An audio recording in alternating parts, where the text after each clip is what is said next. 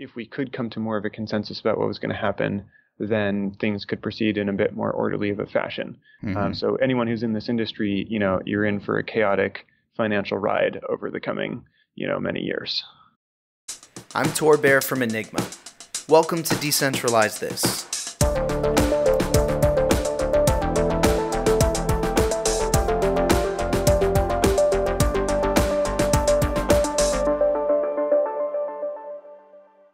Hello, and welcome to another episode of Decentralize This, presented by Enigma. As I said before, I'm Tor Bair, I'm the head of growth for Enigma, and today I'm super thrilled to have on Nevin Freeman. Nevin is the co-founder of Reserve, which is producing a stablecoin. They describe stablecoins as a decentralized digital currency designed to be used like normal money. But stablecoins are actually a really complex idea that we're going to get into detail about on this episode. Underlying Reserve stablecoin is a protocol that controls the reserve supply in order to keep the price stable relative to the US dollar. We're going to talk about how stablecoins are critical to the adoption of blockchain technology, what growth would look like for a successful stablecoin, and what stablecoins can enable in a decentralized world. We're also going to talk about some of the risks of stablecoins and why it's so hard to create one. There have been a lot of stablecoins coming out lately, and we'll get a chance to talk about some of the major other ones coming out and how they all differ in their approaches to this problem of storing or holding value digitally. This is a great episode for going in depth on what's becoming a hot topic in the decentralization space, so I hope you learned something from Nevin's experience at the front lines of stablecoins. So now, without any further introduction, here is Nevin Freeman.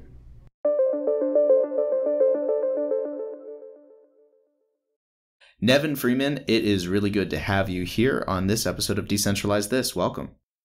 Yeah, thanks for having me. Absolutely. We start every episode the same way. I ask our guest, who are you? Professionally, personally, who is Nevin?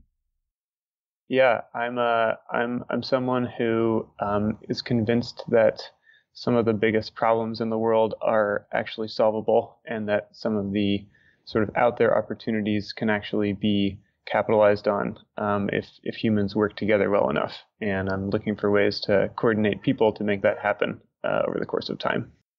That is a really good perspective to have if you're going to work in the decentralization space. Yep, absolutely. It's also a big focus of this podcast. As we've talked about, we try to bring on a lot of different people with a lot of different perspectives for the express purpose of seeing whether all these different people with different perspectives can find new ways of collaborating and new ways of building.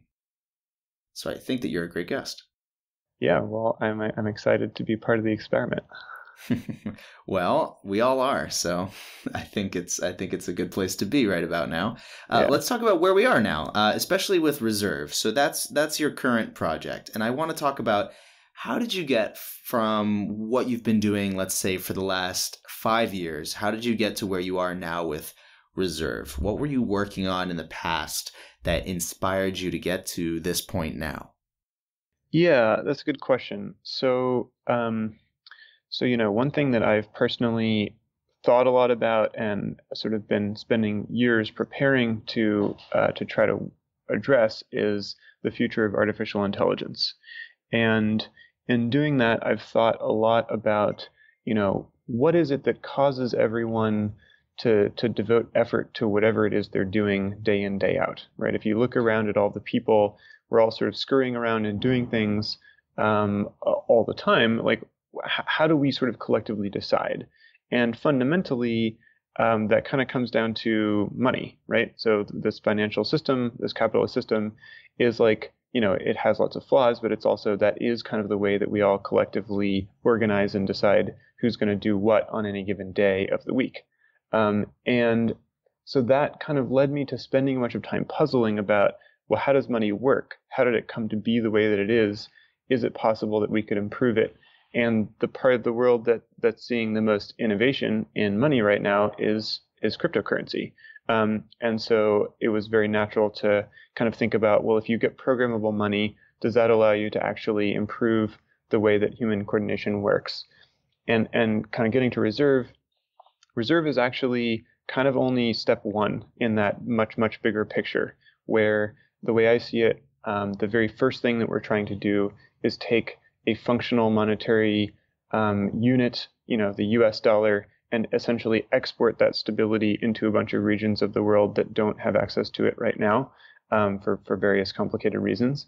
And then in the longer term, produce an independently stable unit of currency that might be even better than existing fiat currencies over the long periods of time.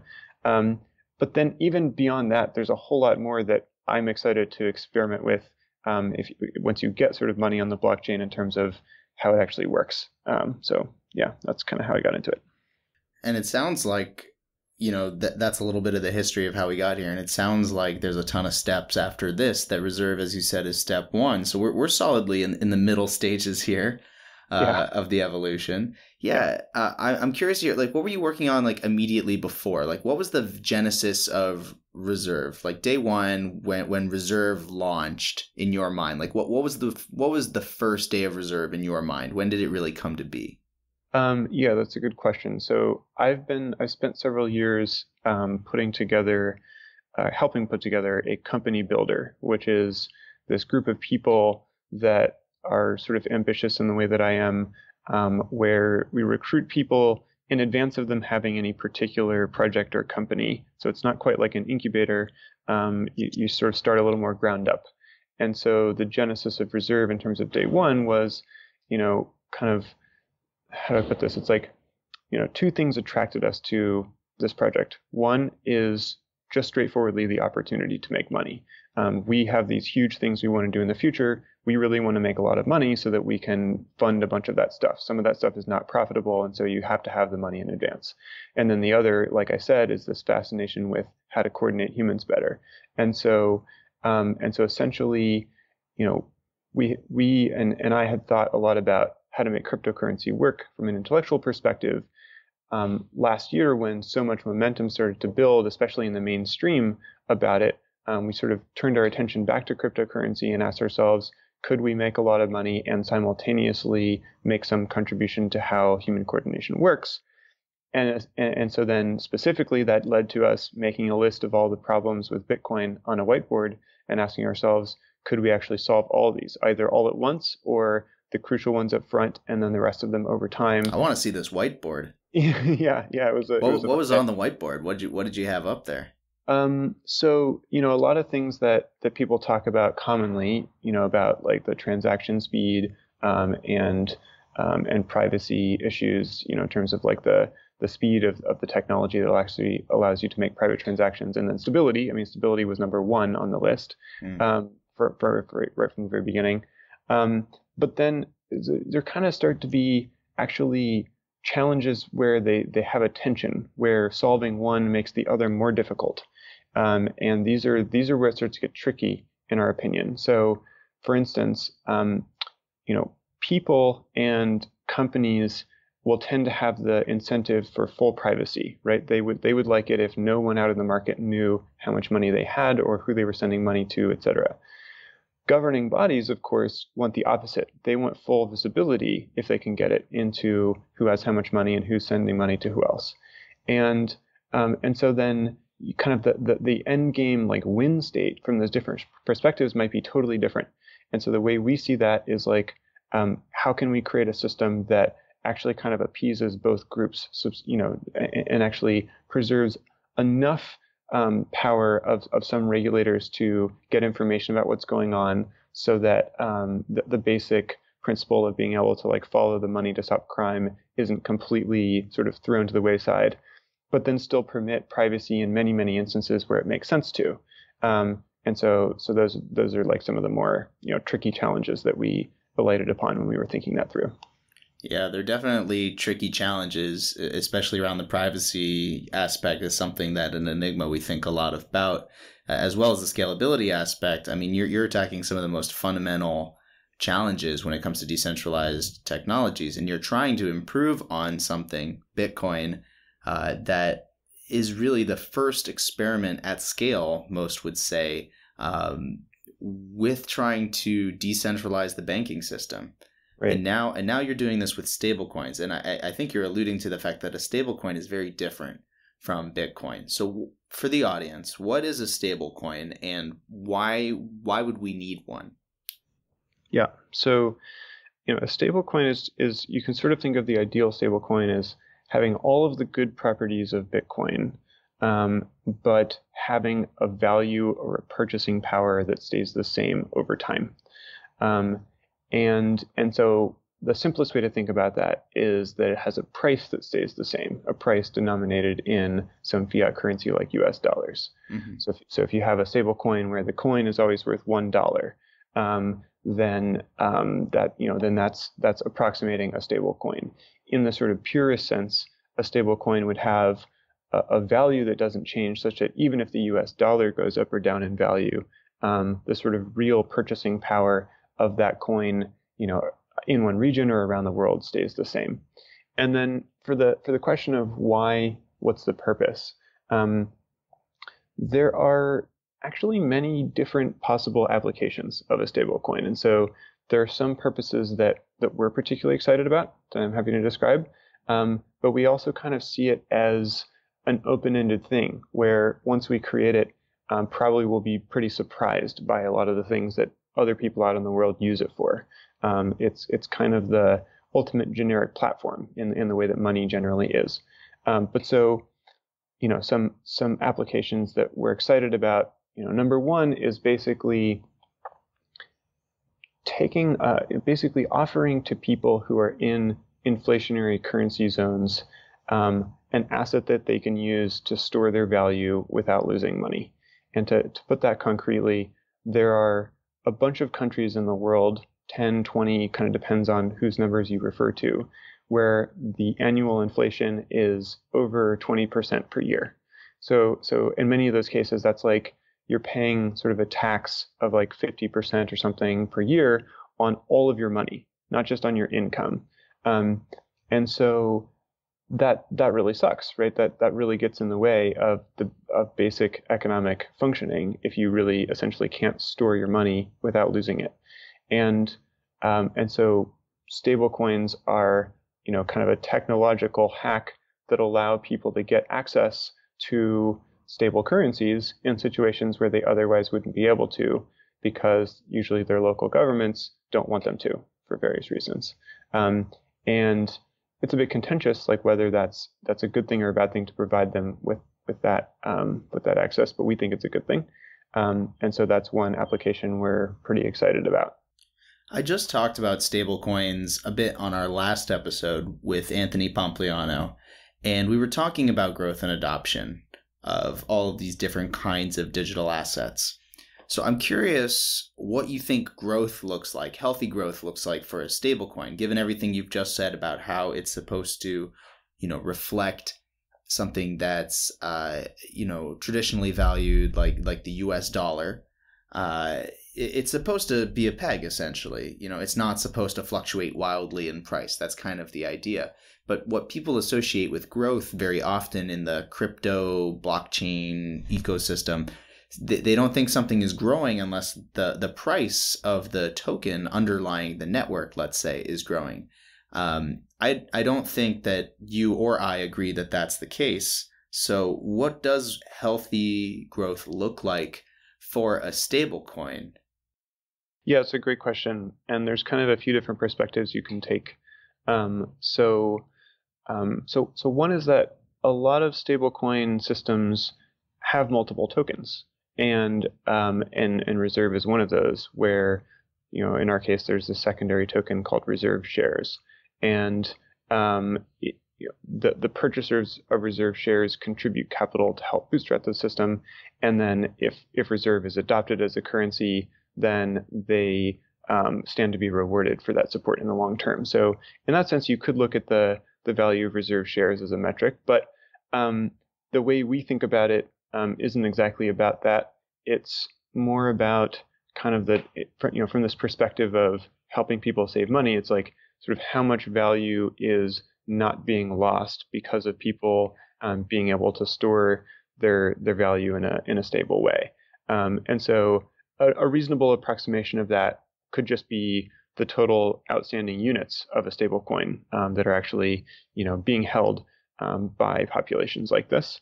And then the way we see it, adoption for something like this in a currency zone like that starts as a way of saving money, not spending it. So we think that people in that scenario would be unlikely to switch and start using Reserve as a means of exchange anytime soon, because the network effects on the local currency will be really, really strong.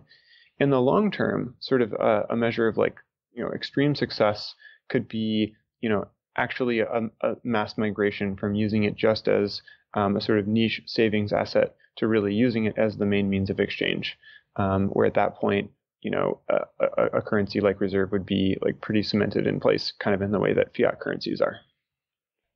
What do you think of the place that Bitcoin currently holds in the mind of either the public, or I guess at least the blockchain ecosystem, where Bitcoin is being treated as a store of value because it's got a limited supply by design, and that supply is known and the creation schedule is known, and as contrasted to, the fiat currency supply, where it is generally infinite, right? Do you think Bitcoin is a store of value, or do you think that it's something else? Yeah, I think the sheer fact that we can ask the question about whether it's going to be a store of value means that it isn't necessarily going to be, right? Because it really comes down to a consensus amongst people, whether or not they're going to treat it that way. And so, I don't know. I certainly can't predict with confidence. But when I try to answer that question and I sort of evaluate the digital gold narrative that is pretty common around Bitcoin, the part I get hung up on is that it seems like something like gold was able to maintain that status because there were very few options, because there was very little competition. And so it was a pretty natural shelling point. In the case of Bitcoin, there is and will continue to be so much competition that it kind of is a question really about the marketing capacity and the memetic engineering capacity of future competitors who will be highly incentivized to try to displace Bitcoin with some other token that that they have pre-mined or hold a lot of or whatever. And so I think technologically Bitcoin is pretty well designed to be a good store of value, and then it's really a sort of social phenomenon, social question as to whether it will maintain that status. And that's a really interesting perspective on it, right? There's the code itself. There's the ability to, through code and incentive design, create a system where you can see how something would be acquiring value or sustaining value. And then there's the other piece of it, which is the speculative value of such an asset, which is linked back to its liquidity, which we've discussed in a number of episodes on this podcast. It's also linked back to what you're talking about with memetic engineering, which is if enough people believe something to be true, it becomes a self-fulfilling prophecy. Right. So what we're saying with Reserve as a stablecoin, you're not relying on the memetic properties of Reserve for it to hold its value. Maybe talk a little bit about technically how it works. How does it hold this peg? Yeah, great question. So,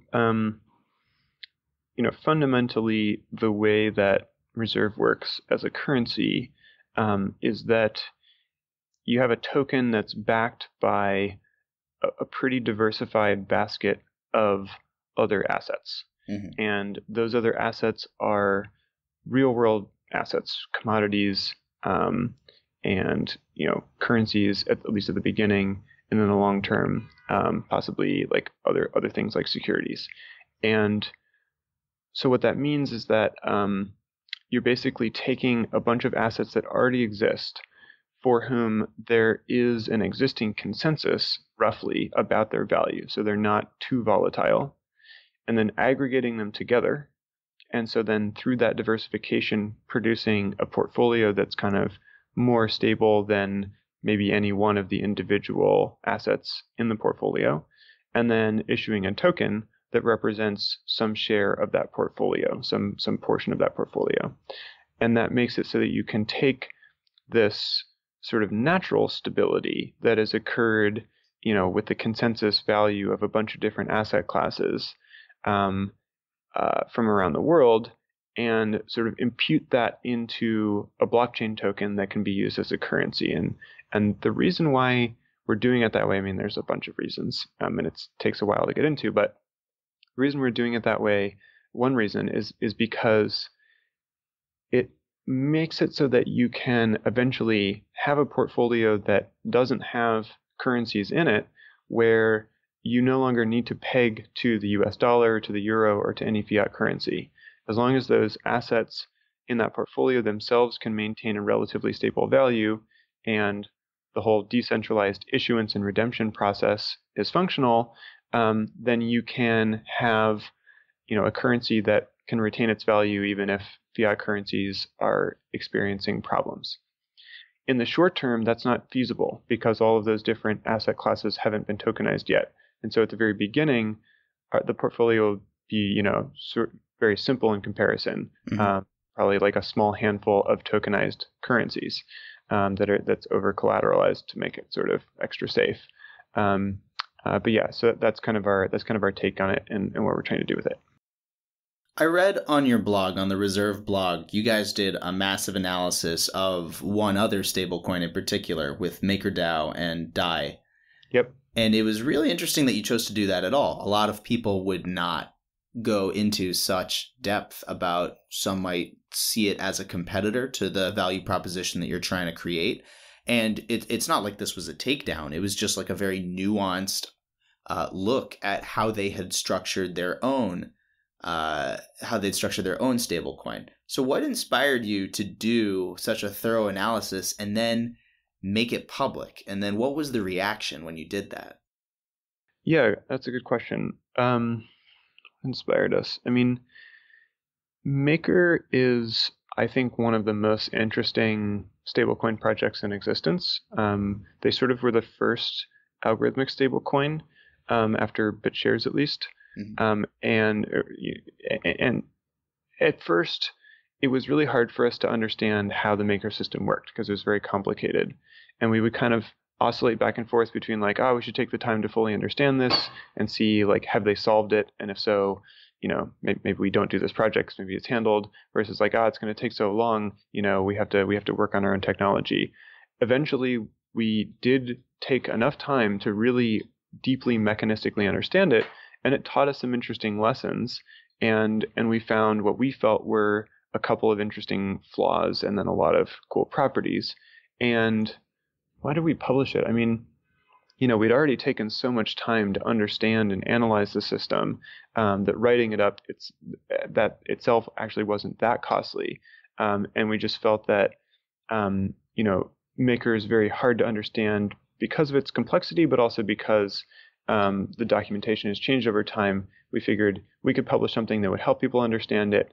And then, there's a bit of a competitive element too. You're right that it's not a takedown. We were very careful to be straightforward about everything, but we do think that it has one issue.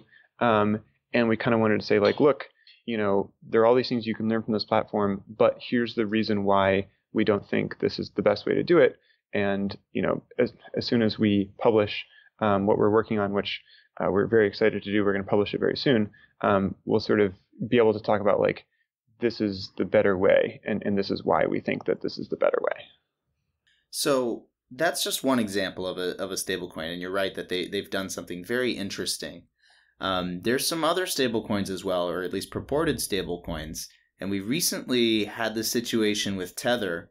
I'm sure you're familiar with Yep. Tether and what happens, and a few other dollar-pegged, at least nominally, stablecoins as well, where, at least on the exchanges, these things were not pegged to the dollar anymore, and Tether was available for, down to 85 cents on the dollar.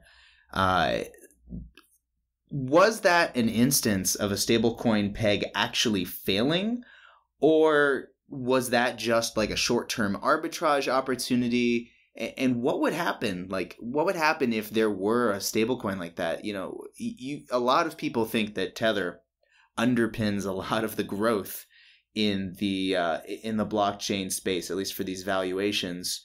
Whether or not you believe that, I'm just curious. What do you think of that whole situation? What happened, and was it a failure or just a short-term trading opportunity? Yeah, it's a good question. So, just to summarize for the listener in case they haven't seen it, basically what happened was a lot of rumors started circulating about, sort of specific claims about how the Tether backing may not exist because of potential banking issues or what have you. We looked into a lot of it, and a lot of it seemed like it was made up, actually. So, Yeah. so we did not become convinced that the money wasn't there. But the way that an exchange rate peg in a system like Tether normally works is that, there are big buyers who can decide to go buy the token when it's trading at less than $1 or whatever the peg is, and then redeem it for that dollar worth of value with the original issuer.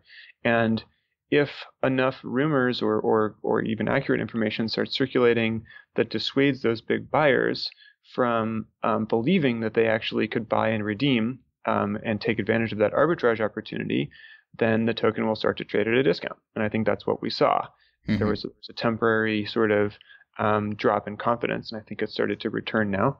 And then on the other side of that, you saw the other stable coins trade above the amount that they're pegged to, in many cases because people were probably getting rid of their Tether and migrating into these newer stable coins. And so, on the question of whether it's a failure or not, I think that the ultimate failure for a stable coin like Tether would be if it turned out the money really wasn't there. Either the issuer was dishonest about having the money in the bank account, or maybe the bank itself failed, or maybe a government seized the assets from the bank. Those are all possible ways that it could happen. Mm-hmm. And in that scenario, if that news broke, we wouldn't just see the price fluctuating a little bit, we would see it really tanking because all of a sudden everyone would realize there's no way to redeem this for anything. As for the question of is it a big deal if something like that fails in the crypto ecosystem? I think the answer is yeah, probably. It'll probably be pretty disruptive, but I think it's a much smaller deal than if stable coins achieve really mainstream adoption and then we see a peg breaking. Imagine that you aren't into crypto now, but 2 years from now, you're someone in an emerging market and you've put, your $10,000 of life savings into a stable coin so that it won't lose its value, mm-hmm. or even $1,000. And then the peg breaks, right? So the thing that you thought was your way out of losing your money has now lost all of your money for you.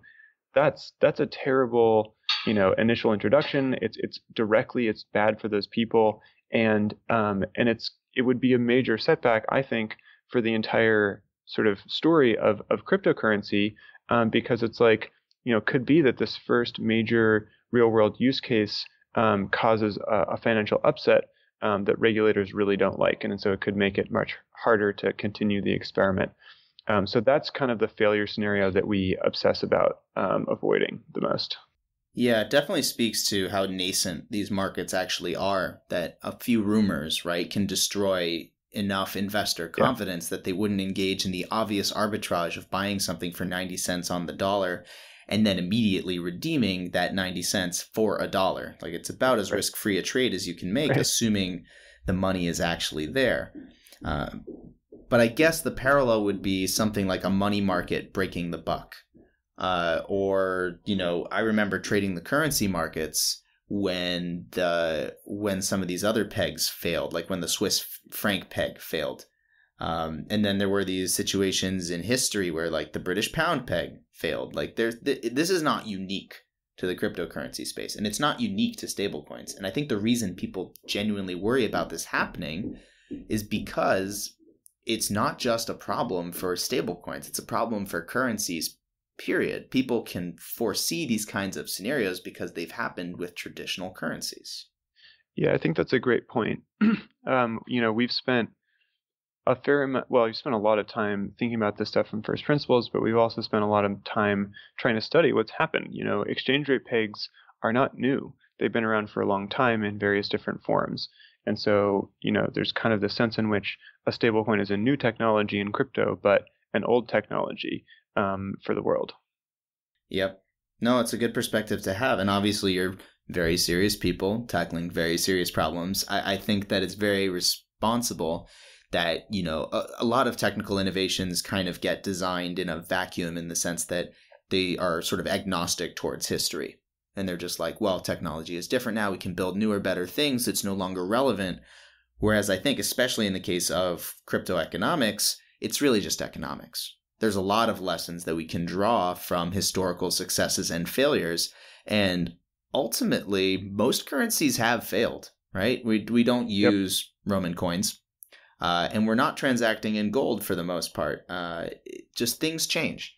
And you can easily envision a future with stablecoins, just because I can easily envision a past that didn't have a lot of things that we have now, including being on versus being off the gold standard. Right.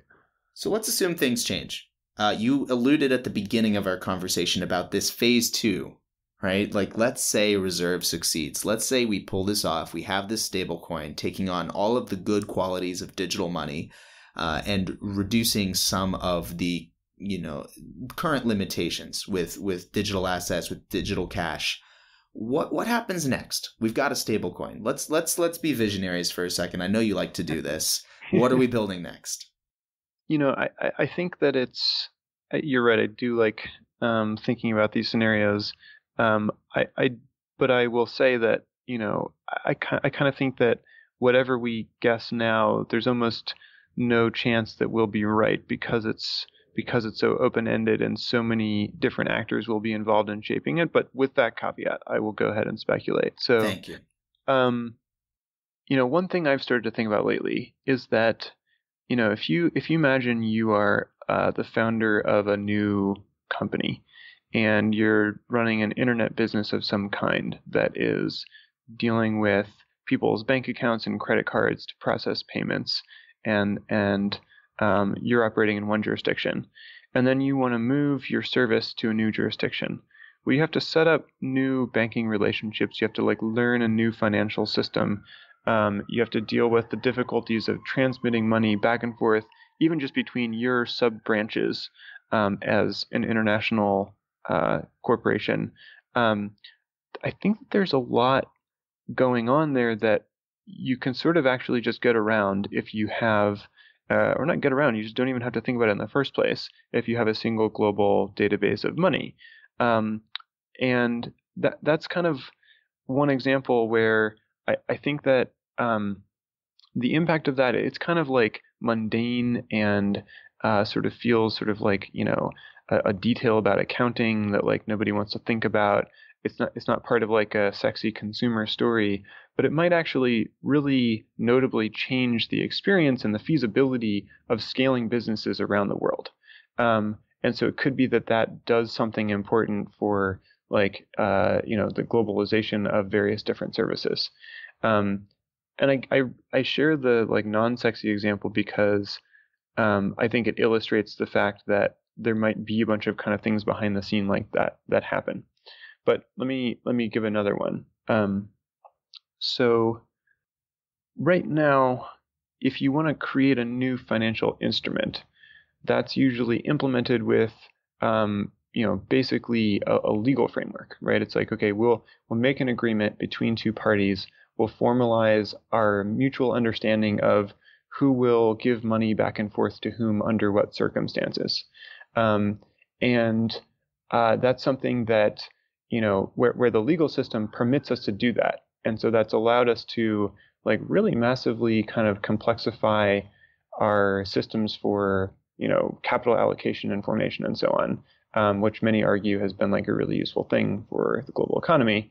This is now something, once these systems are all built, where we have, fast smart contract platforms and stable cryptocurrencies, where you can start doing those things in a totally automated way, in a way that doesn't even really require the legal backing because everyone can look at the code and be pretty confident about what it's going to do. And so you can start having financial, like capital allocation innovation across borders between companies that's just based on kind of the reliability of code execution. And that's another way in which I think we could see like a pretty notable change to how capital flows around the world because of that reduced dependence on the legal system. Yeah, I think we need to do more work, right, on the vision as a space so that people don't lose track of why we're doing this stuff, because as you said, some of it is not a very sexy application of these new technologies. It's not all Lambos and rainbows. There's a lot of, we're really laying the cable for something really, really new, really exciting. But it's a few steps away, right? And as you said, because it's so hard to project, reasonable people kind of walk away from making these kinds of projections. It would be like, you're in the 80s, you're trying to predict Amazon. Right. It's right. not safe to make those predictions, at least with any degree of confidence. And at the same time, if you're trying to capture the imagination of the broad public, if you're trying to build a movement, you do have to engage in that visioning. And I do believe that we are trying to build a global movement behind these technologies because we've gotten complacent with business as usual. I'm wondering, like, what do you think we can do? Obviously everybody's got a very different perspective in this space. People have different technologies that they're personally invested in. They have different projects they're trying to scale and build. What do you think would work? What do you think we could all get behind? All of us people who are trying to build decentralized technologies, decentralized networks. What can we all agree on that you think will succeed in capturing the public imagination a little bit about like why this is all so important? How are we going to make it like very real for people? That's a good question. There's an application. I mean, I'm not sure if this is hitting the nail on the head, but there's an application of this decentralized technology that I recently was exposed to that I think could communicate a lot to a broader audience. So suppose that you have a fast smart contract platform, and that allows for two things inside of virtual reality games. So imagine you're playing virtual reality games, and there are governance systems built into the game where people inside of the game are making decisions. And in particular, those decisions end up really impacting the property in the game, like the ownership of the items in the game, in such a way where people start to feel like they really do own those digital objects in the game in a way where they can't be taken away. And this is something, it took me a while to become convinced that this was a real application that kind of passed like the do you need a blockchain test, where apparently, and I'm not a gamer myself, but apparently in games it's common for the developers of the games, the issuers of the games, to add more and more game items in such a way where it kind of inflates the economy or something. So if you can give people that sense of ownership and thus give sort of real meaning to kind of pseudo legal decisions that are made inside of that game environment, especially if it's a virtual reality environment, I think that's kind of an example case where you can get across the point of having digital objects that are non-replicable, where you kind of have that sort of property ownership over them to people, even without them really understanding the technology over the course of time. So that's one example case. But to your question, like how do we explain this and get people to really get it right now? I don't know if you can. Like I guess we'll see. I haven't been able to do that. But what you're saying, I guess, is that it's not necessarily critical for the success of the technologies at this stage for people to understand it and have that emotional resonance. What's important right now is solving the fundamental technical challenges like you're doing with Reserve. I think that's right. I think a negative side effect of the future not being clear is the amount of volatility that will exist in the markets, where people will get, super excited and then super bearish probably over and over again until it's real, because it'll just be hard to tell if it's real. And that's something where, if we could come to more of a consensus about what was going to happen, then things could proceed in a bit more orderly of a fashion. So anyone who's in this industry, you're in for a chaotic financial ride over the coming, many years. But here we go back to mimetic engineering, right? And all of these ideas, we have generated some memes in the decentralization space. This idea of hodling, this idea of bidling. I don't really like that one. It's just hard to say. Yeah. But they have a purpose. This idea that, like, come what may, you have to continue to believe in the future of this kind of digital money. You have to believe in the future of decentralized applications. And I think as more of these applications, you say become real, I guess what would be fair to say is become tangible, like you can go hands-on with them. We talked about games on a previous episode of this podcast with Coin Artist, who's working at Blockade Games in Neon District. And she really believes that games will be this great onboarding tool for the broad public. I'm coming to believe it as well. We're definitely going to have future guests on to talk about it as well. But I think I see a world in which stablecoins and the economies that they're going to enable play a huge role in those. In that way, I'm seeing, and tell me if you agree, I'm seeing stablecoins as a big leverage point, as a big enabling technology for a lot of these future innovations, and one that might be more invisible than others. Yeah, no, I think that could be. And I think that, if Reserve or another project like it really, really works, then it could be that in a year or 2 years, there aren't lots of mentions of Bitcoin in the mainstream media. There are lots of mentions of that real cryptocurrency, because, the story of cryptocurrency really becoming money, that's something that people will be very excited about. It has a lot of implications. It could be really, really beneficial in a lot of ways. It could be really disruptive. I think it could be that the people in emerging markets will actually understand the importance of it before people in, the US or Europe, etc., because it is perhaps much more meaningful to them. But even if it is just a news story for a lot of people in developed countries, it's certainly something that will catch a lot of attention. This is all super exciting. I know we're in very early stages here, not just as an industry, but also Reserve Protocol itself. I'm really excited to see what you guys build next. I like reading your stuff because, as you said, it's not takedowns, right? All of it is very insightful and very considered. And I enjoy having more of that kind of content in my life. And I'm sure our listeners appreciate having you on today and being able to hear some of that considered insight. And I'm glad I forced you to do something at least that made you a little uncomfortable in making these completely uncertain predictions, all of which, of course, will be wrong, except for the ones that are right. But if people are looking to learn more about Reserve in particular, is there anywhere they can go to read more, learn more? Yeah, come to reserve.org, and you can read some articles on our blog. We're working hard to release a bunch of writing about our protocol itself and how it works. And you can join our Telegram and start asking us questions anytime. That's exciting. I will definitely put those links in the episode description as well. But Nevin, it was a pleasure to have you on Decentralize This today. I wish you the best of luck, and hopefully we can talk on the show in the future. All right, sounds good. Thanks for having me. If you want to learn more about Enigma, you can visit us at www.enigma.co. You can go to our blog at blog.enigma.co. You can join our Telegram group at t.me/Enigma Project. If you're curious about anything we talked about in the podcast today, make sure you follow the links below in the episode description.